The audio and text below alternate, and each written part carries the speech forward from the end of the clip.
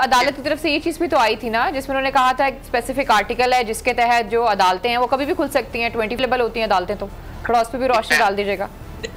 मुझे इस पे कोई एतराज नहीं है, मुझे कोई एतराज नहीं है इसके ऊपर, लेकिन सवाल है किस काम के लिए खुली है, कौन सा हिसाब देना है। अभी तो तौहीनी अदालत हुई नहीं।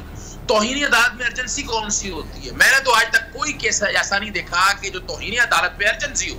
अर्जेंसी कौन सी थी इसमें कि अभी 12 और ये बड़ा टेक्निकल सवाल रखने लगा मैं आपके सामने। समी साहब, अबेट हो चुकी थी वोट ऑफ नो कॉन्फिडेंस, 3 तारीख को सुप्रीम कोर्ट ने स्टे नहीं दिया और 3 तारीख वैसे ही गुजर गई, तो आप 7 तारीख को गए, 3 तारीख को वोट ऑफ कॉन्फिडेंस कराया जाए, नो कॉन्फिडेंस कराया जाए, वो तो अबेट हो चुकी है, 7 दिन तो गुजर चुकी है, वो तो अब खत्म हो गई है, उसका वजूद ही कोई नहीं है। और आप जब टाइम बढ़ा रहे हैं, फिर आप ये था कि यानी परेशानी किस बात की थी? ये जो बैठे हुए थे आर्किटेक्ट यहाँ पर नेशनल असेंबली के अंदर, शहबाज शरीफ वगैरह की, अगर बात के 12 बज जाएंगे, आप देखें ना 12 बजने में 2 मिनट पे पूरा ड्रामा किया गया, 12 तो बज गए ना, 12 तो बज गए।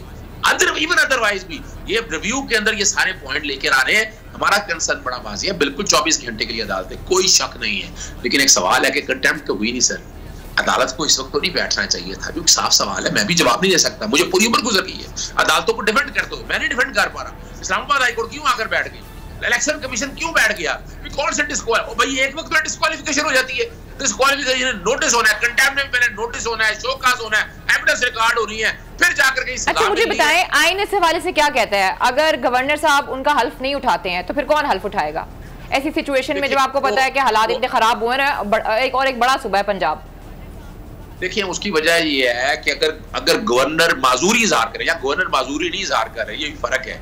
अगर देखिए जैसे सदर पाकिस्तान जो है वो बीमार थे, तो उनकी जगह पर चेयरमैन सेनेट ने हलफ ले लिया, तो यहाँ पर अगर मिसाल के तौर पर यहाँ गवर्नर कह रहे हैं, वो तो माजूरी का इजहार ही नहीं कर रहे, वो तो कह रहे मैंने अपनी आईनी इख्तियारात इस्तेमाल करे, मैं हलफ नहीं लूंगा जब तक मैं सेटिस्फाई ना हूं इन चीजों के हवाले से। वो अपने आप को सेटिस्फाई करना चाहती हैं और वो देखना चाह रहे हैं कि असेंबली पाकिस्तान के अंदर कानून की हुक्मरानी है, आर्टिकल 4 और 5 का निफाज हो रहा है या नहीं हो रहा, वो एक अपने आईनी इख्तियारात को इस्तेमाल करें और आइन उन्हें ये इख्तियारात इस्तेमाल करने की इजाजत देता है। हम जबरदस्ती कहें कि बैठकर नहीं भी आज या हलफ लो, पहले ही अदालतों के ऊपर इस तरह के बहुत बोझ है, मैं नहीं समझता कि हमारी कोर्टों को इस तरह के मामलात में इस तरह का। अच्छा एक और बात अजहर सदीक साहब, एडवोकेट जनरल पंजाब जो हैं, उन्होंने गवर्नर साहब ने जो उनसे मांगी उनकी राय, उसमें उन्होंने कहा कि ये जो बुज़दार साहब का रेजिग्नेशन है ये गैर कानूनी है, ये गैर आईनी है, ये बिल्कुल नहीं हो सकता।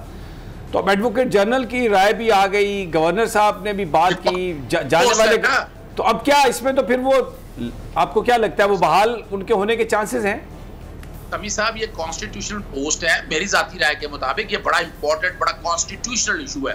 Late a larger bench be constituted. इसमें जो है ना, अगर वाकई हाईकोर्ट देखना चाहती है इस सारे मामले में एक लार्जर बेंच तश्कील दिया जाए, एक बड़ा बेंच तश्कील दिया जाए जो इस सारे मामले को इसकी पेचीदगियों देखे कि रेजोल्यूशन कैसे आया। लेकिन बड़ा बेंच तो बनेगा, उसमें टाइम लगेगा, तो सूबा गवर्न कैसे होगा?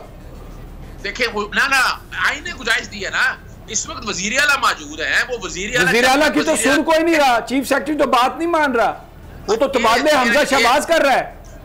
ये देखे ना यही तो एक बात है और ये तकलीफ दे बात है। आइन को आप रोंद रहे हैं, आइन को आप रोंद रहे हैं। मजे की बात है ना, वजीर आला को भी अभी पता चला कि वो वजीर आला हैं, उनको तो ये पता था उनका इस्तीफा हो गया हुआ है, ये आप लोग भूल रहे हैं। अलीना मुझे बड़ा दुख और अफसोस होता है कि आप एक वजीर आला हैं, आप आकर कम से कम अपनी अथॉरिटी तो एक्सरसाइज करें। आप क्यों बैठ गए घर में? आप क्या आप यानी इतना बड़ा आप सूबा चलाते रहे हैं, आप अभी भी वजीर आला है, वजीर आला पंजाब है, अंटिल अनलेस कि नया वजीर आला नहीं जाता। आइन कहता है आपको आइन प्रोटेक्शन देता है, आइन कहता है कि आप वजीर आला है और आप वजीर आला रहेंगे।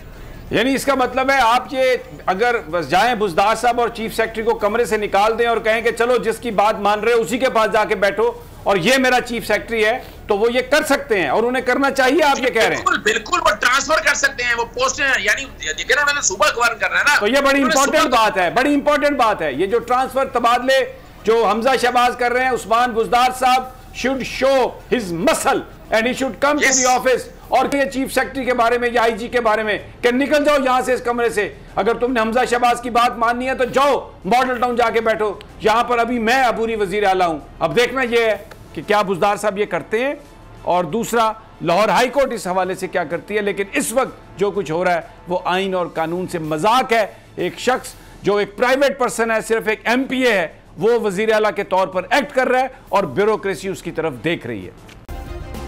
सब्सक्राइब करें और बेल दबाएं ताकि कोई खबर रह न जाए।